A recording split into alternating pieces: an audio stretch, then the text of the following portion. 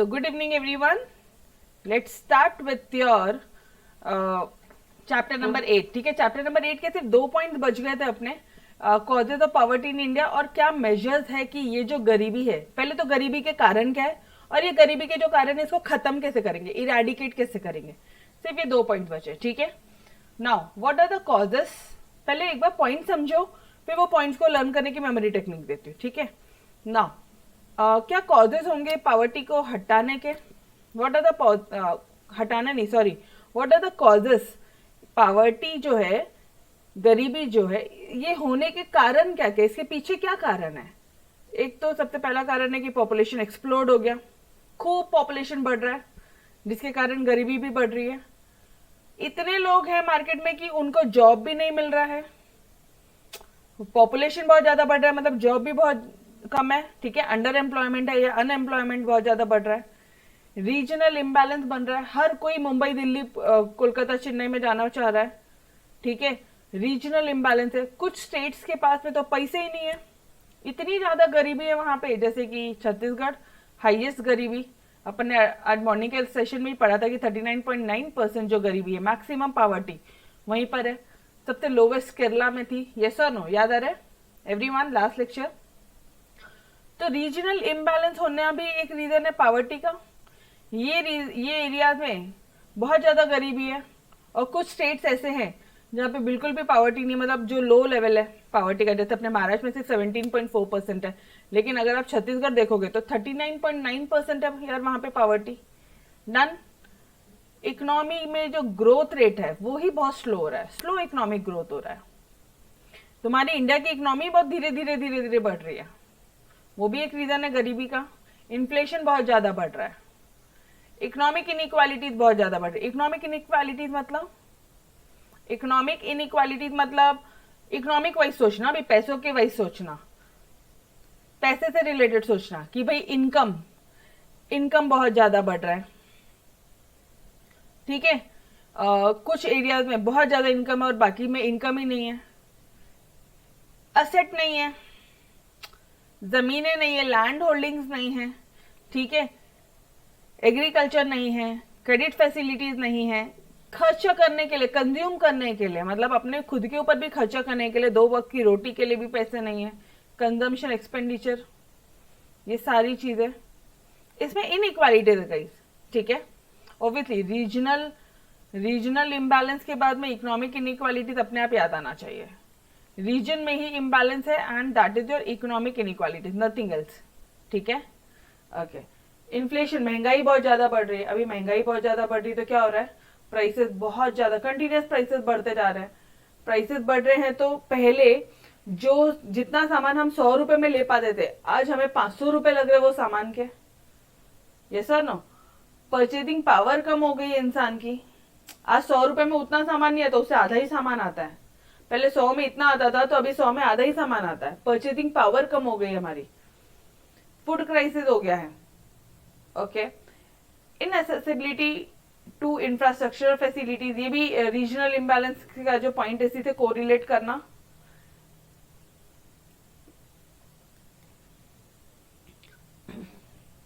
अभी गरीबी क्यों है वो सारे स्टेट में, उड़ीसा बिहार वगैरह में क्यों गरीबी है, क्योंकि इंफ्रास्ट्रक्चर फैसिलिटीज वहां लोगों को अवेलेबल नहीं होती है. मतलब मैडम, मतलब एनर्जी नहीं है, ट्रांसपोर्ट नहीं है, कम्युनिकेशन नहीं है, हेल्थ एंड एजुकेशन नहीं है.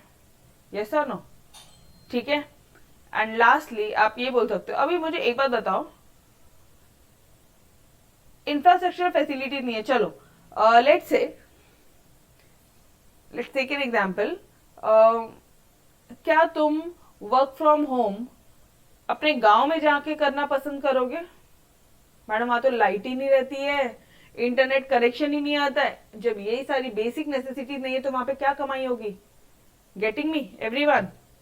इंफ्रास्ट्रक्चर फैसिलिटीज ही नहीं है तो वहां पे इनकम कैसे करोगे जनरेट. गेटिंग मी, यस और नो. और ये एक विशियस सर्कल है यार, ये पॉवर्टी, गरीबी बहुत विशियस सर्कल है. ठीक है, ये बताती हूँ मैं आपको, अच्छे से एक्सप्लेन करूंगी. यहाँ पे प्रोफेसर रगनार नुक्स जो है उन्होंने पूरा ही बताया. And lastly there are other factors also. कुछ अदर फैक्टर्स भी है जो हमारी गरीबी को और बढ़ावा देते हैं. तो what are the causes there. Employment क्या होता है पहले बोलो, कौन एम्प्लॉयड है? मैम जो 8 घंटे एक दिन में काम करता है, 8 आवर्स पर डे, ओके। जो ऐसे लोग होते हैं जो 15 से 28 घंटे काम करते हैं, उसे अपन क्या बोलते हैं? बोलो एवरीवन। और जो 14 घंटे से भी कम काम करते हैं, उसे क्या बोलेंगे अपन? बोलो। इन्हें बोलेंगे अनएम्प्लॉयड, ऐसे बोलेंगे under employed. Under employed and unemployed. याद आ रहा है, नहीं आ रहा है? अरे इसके पहले वाले चैप्टर में तो पढ़ा था यार, ये पूरा चैप्टर 7 में ही तो पढ़ा था, अनएम्प्लॉयमेंट में स्टार्टिंग में ही तो पढ़ा था। ये देखो ना, 15 से 28 घंटे अंडर एम्प्लॉयड और अनएम्प्लॉयड। तुम 14 घंटे से भी कम काम करते हो हफ्ते में, मतलब तुम सिर्फ 1-2 घंटे बस घूम फिर के आ जाते हो कहीं पे, बोलते हो मैं काम किया। ऐसे थोड़ी ना एम्प्लॉयमेंट होता है, इसको तो अनएम्प्लॉयड। 14 से भी कम अनएम्प्लॉयड, और 15 से 28 घंटे कम कर रहे हो अंडर एम्प्लॉयड। और मिनिमम कितना करना चाहिए था? 8 से 8 घंटे करने चाहिए, मतलब 48 आवर्स करने थे एक वीक में। ठीक है, 7 4 6 4 6 8 कर लो इधर। एक हफ्ते का निकालना है तो एक हफ्ते का निकालो, कोई दिक्कत नहीं है। ठीक है, बट उसको वैसे मत लिखना एग्जाम में, 8 आवर्स पर डे ही लिख कर आओ। 6 दिन के हिसाब से कैलकुलेट करके मत लिख कर आना। ठीक है, इसको वीक्स में लिखने की कोई जरूरत नहीं है। यस, तो ये क्या हो गया? 15 से 18। ये तो इसका तो सवाल ही नहीं होता भाई, तू तो अनएम्प्लॉयड है। अनएम्प्लॉयड है, तू काम ही नहीं करता है। 2 घंटे का कौन सा काम होता है तेरा? और ये क्या हो गया? तुम काम करते हो लेकिन तुम कम काम करते हो। इज्जतदारी से बोलेंगे अपन, कम काम कर रहा है यार, थोड़ा और कर। Under employed. Done everybody. तो ये सिचुएशन भी लिख के आ सकते हो, यहाँ पे एनएसएसओ की डेफिनेशन लिख के आ सकते हो, बिल्कुल। ठीक है, यस। अनएम्प्लॉयमेंट क्या होता है? ये एक ऐसा सिचुएशन है जो between the age group of 15 to 59 years who are able and willing to work, लेकिन उनके पास में जॉब नहीं है। They are able and willing to work, लेकिन जॉब नहीं है। ये भी अपन ने पढ़ा था। अंडर एम्प्लॉयमेंट क्या होता है? कि जहां पे, ये अंडर एम्प्लॉयमेंट के बारे में बोल रहा है, जहां पे पर्सन की जो कैपेसिटी ऑफ वर्क है वो अंडर यूटिलाइज है। Under employment, under utilize. Under employment यहाँ पे पर्सन की कैपेसिटी अंडर यूटिलाइज है। और ये सब अनएम्प्लॉयमेंट, अंडर एम्प्लॉयमेंट जो रूरल और अर्बन एरियाज है में है, इसके कारण पावर्टी जो है, उसकी जो प्रॉब्लम है वो और ज्यादा वर्सन होती जा रही है, और वर्स हो रहा है पावर्टी का situation. Clear everybody? Second point done. Okay, regional imbalance में क्या बोलोगे? स्टेट्स के बारे में याद कर लेना पूरा, कि भाई कई सारे स्टेट्स है जो अनइक्वली डिस्ट्रीब्यूटेड है। रिसोर्सेज जो होते हैं वो अनइक्वली डिस्ट्रीब्यूटेड है अमंग वेरियस स्टेट्स। कुछ स्टेट्स में रिसोर्सेज ज्यादा है, इसलिए ना इंडस्ट्रियलाइजेशन बहुत ज्यादा है, इंफ्रास्ट्रक्चर फैसिलिटीज बहुत अच्छी है, एम्प्लॉयमेंट अपॉर्चुनिटीज बहुत अच्छी है। लेकिन डिफरेंट पार्ट्स में, अदर स्टेट्स में ऐसा नहीं है। कुछ स्टेट्स ये सारे इंजॉय करते हैं सारे राइट्स, बट कुछ स्टेट्स ये सारे इंजॉय नहीं करते हैं। बिल्कुल, ये टर्म्स आप लिख सकते हो, इस तरह से आंसर आप लिख सकते हो। ठीक है, some states enjoy the level of industrialization, infrastructure facilities, employment opportunities, but some states do not enjoy as they do not have sufficient resources. Now what are the examples? जैसे कि states of Orissa, Maharashtra, MP, Chhattisgarh, Assam, they lag behind. lag behind मतलब पीछे रह जाते हैं in terms of economic development, और जिसके कारण पावर्टी का जो रेशियो है वो बहुत ज्यादा बढ़ रहा है। Done everyone? क्लियर है यहाँ तक?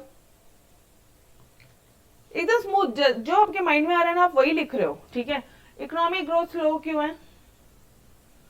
मैडम इकोनॉमी में ग्रोथ स्लो क्यों है? यस, थोड़ा सा सोचो क्या लिखोगे इसके अंदर पॉइंट्स।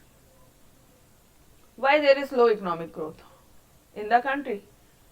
क्योंकि इंडस्ट्रियल सेक्टर्स ही नहीं है, एग्रीकल्चर सेक्टर्स नहीं है। ये एग्रीकल्चर सेक्टर बहुत स्लो हो रहा है, इंडस्ट्रियल सेक्टर बहुत स्लो ग्रोथ हो रहा है, जिसके कारण नेशनल इनकम नहीं है, पर कैपिटा इनकम नहीं है, पावर्टी बढ़ रही है, स्टैंडर्ड ऑफ लिविंग नहीं है लोगों में। बस ये इतनी चीजें अंडरलाइन करो। Agriculture sector, industrial sector slow है। अभी इंडस्ट्री नहीं है तो इनकम नहीं है। नेशन में देश के पास पैसा नहीं है तो लोगों के पास है। पर कैपिटा इनकम मतलब पर हेड इनकम, हर एक इंसान की इंडिविजुअल इनकम। तो हर एक लोगों के पास में भी इनकम नहीं है। देश के पास पैसा नहीं तो तुम्हारे पास में कैसा आएगा? गरीबी बढ़ रही है एंड स्टैंडर्ड ऑफ लिविंग लो होते जा रहा है। Done everyone? Third with the concept, बस पर्स गिव करना है अपन को, पर्स देना है यहाँ पे, जो कि गलत चीज है, पर्स नहीं देने का कभी, ठीक है। मतलब क्या क्या था, population explosion, unemployment and under employment, regional imbalances, पर्स, स्लो इकोनॉमिक ग्रोथ, इस तक हो गया। अब economic inequalities, dear economic inequalities में क्या बोलोगे आप, यहाँ पे बोलेंगे हम लोग कि वाइड इनइक्वालिटीज है in the distribution of income, asset, consumption का खर्चा, क्रेडिट फैसिलिटी, तो उधारी नहीं मिलती गांव में हमें, एग्रीकल्चर लैंड होल्डिंग्स में भी दिक्कत आ रही है, कुछ लोगों के पास में बहुत ज्यादा लैंड होल्डिंग्स है, एकड़ों से जमीन है, यहाँ पे हमारे पास में नहीं है, तो this has also lead to problem of poverty. Done. पर्स, पूरा पर्स हो गया अभी, population explosion, unemployment and unemployment, वापस से बोलो, जितने बार बोलोगे उतनी बार याद होगा, अच्छे से याद हो जाएगा, regional imbalances, slow economic growth and इसे economic inequalities. Done with the concept, third with the concept. Now अब सिर्फ गिव देना है, सिर्फ गिव करना है, क्या क्या गिव करना है, growing inflation, infrastructural facilities, vicious circle and other factors. Done. Other factor तो आप हर एक आंसर में लिख सकते हो, ठीक है। चलो नाउ इन्फ्लेशन की बात कर रहे हैं। डियर इन्फ्लेशन मतलब प्राइसेस बढ़ती जा रही है, बढ़ती जा रही है, बढ़ती जा रही है, continuous rise in the price level of essential commodity, जो एसेंशियल कमोडिटीज है ना उन्हीं की प्राइसेस बढ़ रही है, हम ये पॉइंट पे बात कर रहे हैं, एसेंशियल कमोडिटीज की प्राइस बढ़ रही है, ठीक है। ओके, पहले इन्फ्लेशन को समझा दिया अपन ने, अब बोल रहे हैं कि जो डिमांड है फूड आइटम्स की, अब कौन सा लॉजिक बोल रहे हैं पता है, वो एपीजीपी वाला बोल रहे हैं, ये जो फूड आइटम्स है, जो डिमांड होती है फूड आइटम्स की, वो इंक्रीज हो रही है क्योंकि पॉपुलेशन बहुत इंक्रीज हो रहा है, लेकिन जो उसका सप्लाई है इट हैज नॉट ग्रोन। या फिर तुम यहाँ पे ये भी लिख सकते हो कि जो फूड सप्लाई है वो एपी में बढ़ता है, लेकिन जो पॉपुलेशन है वो जीपी में बढ़ रहा है।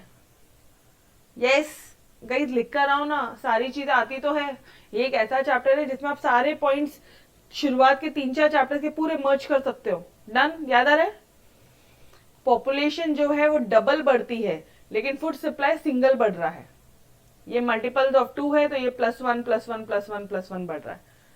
ध्यान में आया, जिसके कारण क्या हो रहा है इकोनॉमी में, फूड क्राइसिस हो रही है, माल न्यूट्रिशन हो रहा है, हंगर, भूख से लोग मर रहे, स्टारवेशन हो रहा है, ठीक है। और ये जो प्राइसेस है कंटिन्यूस बढ़ रही है, तो लोगों की खरीदने की जो परचेजिंग पावर थी वही कम हो गई है। जो पहले 100 रुपए में इतना सारा सामान आता था, आज 100 रुपए में कुछ भी नहीं आता। क्लियर है? Yes, GP. Done. Inaccessibility to infrastructure facilities, ये इसका बेस्ट एग्जांपल यहाँ पे लिख लेना। गांव में जाके कभी वर्क फ्रॉम होम करोगे क्या? नहीं करोगे। क्यों नहीं करोगे?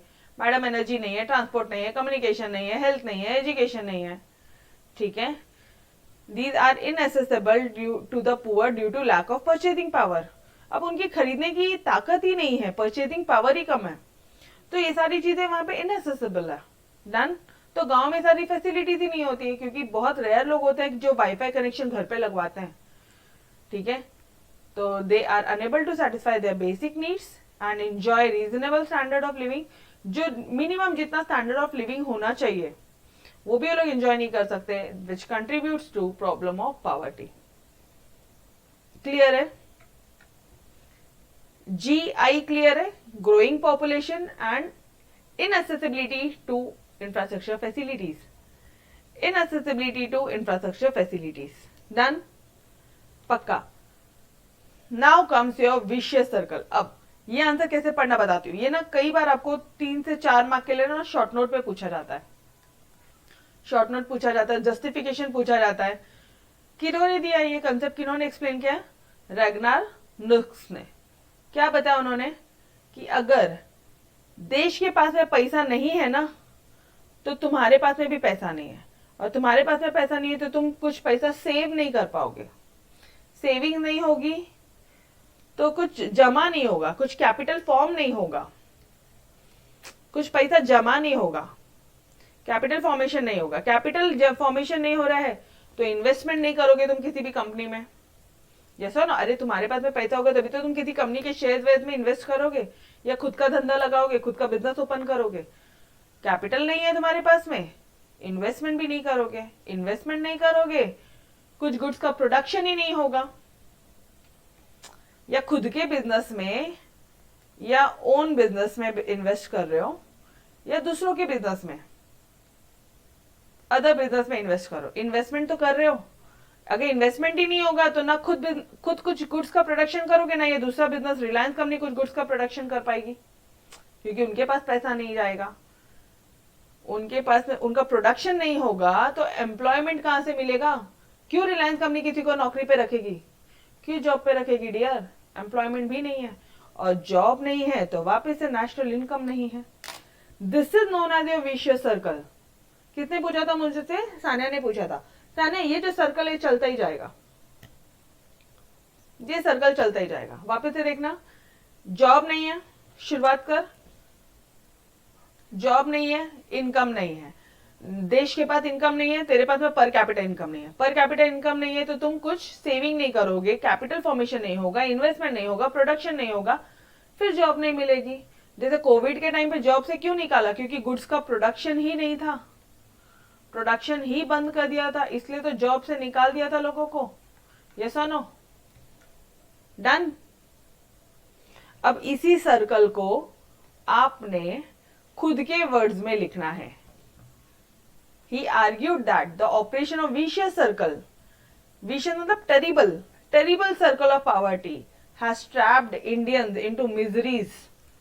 उन्होंने इंडियंस को मिजरीज में ट्रैप कर दिया है, which in turn leads to देश के पास पैसा कम, पर कैपिटल इनकम कम, पर कैपिटल इनकम कम तो सेविंग कम, सेविंग कम तो कैपिटल फॉर्मेशन कम, and further leads to low investment, low investment तो प्रोडक्शन कम, प्रोडक्शन कम तो एम्प्लॉयमेंट कम, and this vicious circle keeps on going. Done. Simple है यारो, बस वो सर्कल याद करो, इसलिए आपकी मैम ने वो सर्कल दिया है नीचे। ठीक है, ये एक बार देख लिया ना तो ऊपर के आंसर आप खुद ब खुद लिख सकते हो, एंड एक क्वेश्चन परमानेंट आता है यहां से। ठीक है, मोस्ट इंपॉर्टेंट पार्ट। चलो, now there are other factors also. एक मिनट, पर्स गिवो डाल देती मैं। ठीक है, पर्स देना चाहिए क्या? नहीं, अदरवाइज गरीबी और बढ़ेगी। उसका कुछ एक बात बताना मुझे, जो गरीब इंसान है ना, वो जो मंदिर के पास में जो बैठता है ना, उसको तुमसे पैसे दो ना, वो वहीं बैठा रहेगा। ठीक है, वही उसको तुमने काम करना सिखा दिया ना, तब गरीबी हटेगी। ठीक है, कौन कितने बार देगा पैसा? यस और नो? तो पी से क्या है? Population explosion, unemployment, under employment, regional imbalances, low economic growth, economic inequalities, growing inflation, inaccessibility to infrastructure facilities, vicious circle and other factors. अब बात कर रहे हैं ये O की other factors. Now what are the other factors? भाई बाढ़ आ गई, सुनामी आ गया, अर्थक्वेक आ गया, नेचुरल डिजास्टर हो गया कुछ, इसके कारण गरीबी आ गई है। अरे पूरा घर का घर हिल गया, नेचुरल डिजास्टर आ गया। Caste, religious, racial and gender discrimination, यार भेदभाव हो रहा है। ठीक है, इवन दो एजुकेशन है मैम, लेकिन वो जॉब नहीं मिल रही है। Casteism, racial and gender discrimination. लड़कियां हैं, अरे लड़की शादी होके जाने वाली, छोड़ उसको जॉब पे मत रख। क्या हो रहा है? Gender discrimination. नन समझ में आ रहा है points? Administrative inefficiency and corruption, इतना ज्यादा करप्शन हो रहा है जिसके कारण गरीबी और बढ़ती जा रही है। बिकॉज अगर मान लो, ये इसका बेस्ट एग्जाम्पल है कि अगर गांव में आपकी खेत भी थी और वो खेत किसी ने गलती से हड़प ली है, तो आपको लॉयर्स को और जो वकील है, आपको आपका केस को आगे बढ़ाने के लिए, लड़ने के लिए बहुत पैसा लगता है। बहुत करप्शन है उस बीच में, बहुत करप्शन है गाइस। डन, समझ में आ रहा है? Leakages in the public distribution system, और जो पब्लिक डिस्ट्रीब्यूशन सिस्टम है, मतलब राशन वगैरह, ठीक है, जहां से राशन के थ्रू सामान भी मिलता है गरीबों को, वहां पे भी तो लीकेज होता है। लीकेज मतलब लोग होर्ड करके रखते हैं सामान, राशन का सामान, राशन आ जाता है वो राशन की शॉप्स में, बट देते नहीं है। राशन की शॉप्स में भी ब्लैक मार्केटिंग होती है, ऐसे बोल दूं मैं तो भी चलेगा, वहां पे भी सेलिंग होती है। ब्लैक मार्केटिंग मत बोलो, बट वो लोग भी सेल करते हैं। डन, ये सारी चीजें आपको पता है, यस और नो? आपको अच्छी तरह से पता है कि वो लोग भी सेल करते हैं, हालांकि वो फ्री ऑफ कॉस्ट है, वो गरीबों के लिए है। डन, तो दैट्स इट गाइस। कॉजेस क्या है पॉपुलेशन के, पॉवर्टी के, क्या कारण है पॉवर्टी के? अब सिर्फ और सिर्फ पॉइंट बोलने का, आंसर मन से लिखने का। पर्स गिव, ठीक है, ओ से अदर फैक्टर भी बोल देंगे अपन।